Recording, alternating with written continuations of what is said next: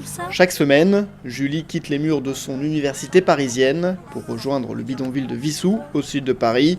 1 heure de son temps hebdomadaire qu'elle consacre à Larissa et Yasmina, 9 et 11 ans. Chaque semaine, je viens sur le terrain donc pour aider Larissa ou Yasmina par exemple, pour qu'elles apprennent à lire le français, à écrire, pour qu'elles s'entraînent et qu'elles puissent travailler en dehors de l'école. Et donc après l'écriture, je les fais lire un petit peu aussi. Pareil pour l'entraînement, parce que sinon, si par exemple elles font uniquement le travail à l'école, ça va pas les aider beaucoup.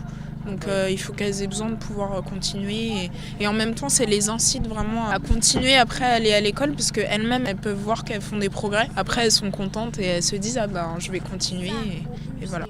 On a dit tout à l'heure. C'est Mais quoi non, comme c'est son? S. Oui mais après O. O-U-S, O-U. O-U c'est...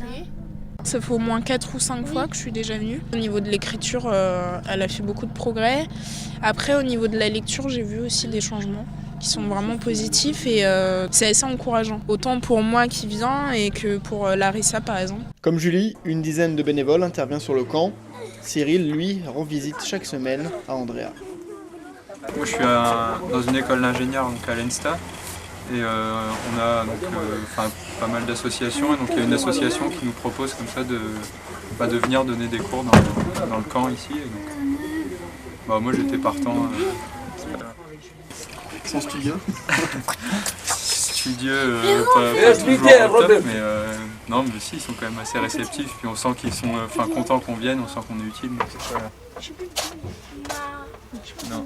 Dans le camp de Vissou, ce soutien scolaire a été mis en place depuis la rentrée 2012, grâce notamment à la ZEFER, l'association de soutien en Essonne aux familles roumaines et roms, ainsi qu'au Secours catholique. Nous participons avec d'autres, tout le monde associatif est mobilisé.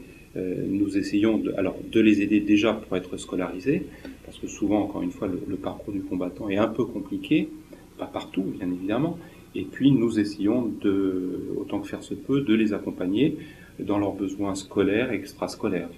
Certains enfants partent en camp avec le Secours catholique, ou partent dans une famille de vacances avec le Secours catholique, où nous avons des bénévoles, des étudiants qui aident les enfants le soir pour faire leurs devoirs, que ce soit sur le bidonville ou que ce soit ici à la délégation. Chaque matin, Yasmina, Larissa et les autres mettent près d'1 heure pour rejoindre leur école primaire à Massy. Aujourd'hui, dans l'Essonne, presque tous les enfants roms sont scolarisés. Une victoire remportée par les associations qui ont dénoncé par exemple la mise à l'écart des enfants roms à Rissorangis en janvier dernier. Mais tous les problèmes ne sont pas réglés. La scolarisation reste malgré tout en pointillé, rythmée par les expulsions et les entraves administratives. Ces familles souhaitent un avenir meilleur pour leurs enfants, souhaitent le bonheur et voilà, et comme toutes les familles souhaitent que leurs enfants puissent lire et écrire. Cette question pose d'abord la question des droits. Aujourd'hui, nous nous apercevons que la Convention internationale des droits de l'enfant n'est pas appliquée partout et que une multitude de barrages, d'obstacles sont levés pour que les enfants ne soient pas scolarisés. Mais il n'y a pas que pour la scolarisation, c'est valable pour la domiciliation administrative qui est une obligation des CCAS et qui n'est pas faite aujourd'hui. Alors pour RIS, qu'est-ce qui s'est passé? C'est la conjugaison de ces deux problèmes. Premier problème, le maire refusait de domicilier les familles. Donc s'il n'y a pas d'adresse sur la ville, il n'y a pas de scolarisation. Comme c'est une obligation pour ouvrir certains droits, nous les avons domiciliés sur le centre du Secours catholique le plus proche, ce qui a permis au maire de dire, eh bien, il manque qu'à déménager pour aller sur l'endroit, sur la commune de domiciliation, ce qui est complètement, illogique. Le deuxième problème, c'est que ces Roms qui ne savent pas tous, pour les parents, lire, écrire, se débrouiller dans les méandres de l'administration, se voyaient régulièrement refuser leur dossier pour des pièces manquantes, à tel point que le monde associatif a vérifié les dossiers et que ces dossiers, malgré cette vérification, nous revenaient incomplets. Donc, il a fallu que nous fassions une campagne média, notamment au Secours catholique, assez intense, pour que le maire finisse par dire « j'ouvre une classe dans un gymnase ». Cette classe a posé quand même un gros problème, car, premièrement, 2 instituteurs avaient été détachés par l'académie, mais donner des cours dans un gymnase, dans une classe multiniveau, d'enfants de 6 ans jusqu'à 16 ans. Je ne sais pas si ce sont obligatoirement les mêmes besoins.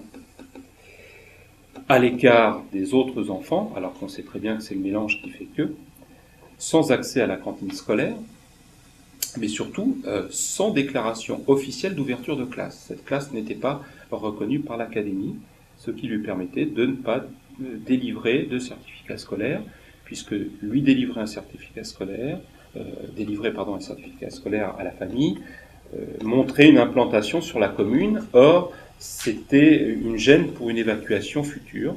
Donc il a fallu que nous fassions un rapport très précis à la défenseure des enfants, Marie Derain, pour qu'un jour elle décide de venir travailler à la délégation, puis sur le bidonville, qu'elle prenne l'ensemble des dossiers que nous avions montés et qu'elle rencontre les familles pour vérifier la véracité de ces dossiers, remonte tout ça au défenseur des droits, Dominique Baudis, pour que Dominique Baudis, premièrement, alerte le Premier ministre, et c'était la période où il y avait une autre classe dans un commissariat, ailleurs en France, et que finalement, un référé soit fait pour que le préfet et le maire scolarisent obligatoirement les enfants. Le maire a refusé et le préfet, de fait, a finalement scolarisé ses enfants, en sachant que l'expulsion est arrivée quelque temps plus tard. Voilà. Donc vous voyez, la difficulté même pour que ces enfants, alors que c'est la Convention internationale des droits de l'enfant que la France a signée, pour que ces droits fondamentaux soient respectés. Le maire disant « je ne peux pas scolariser les enfants parce que ça reconnaîtrait leur existence dans un bidonville et ça me ferait cautionner ce bidonville ». Je l'entends, mais les lois de la République s'appliquent à tous, aux Roms aussi, mais aussi aux premiers magistrats de la ville.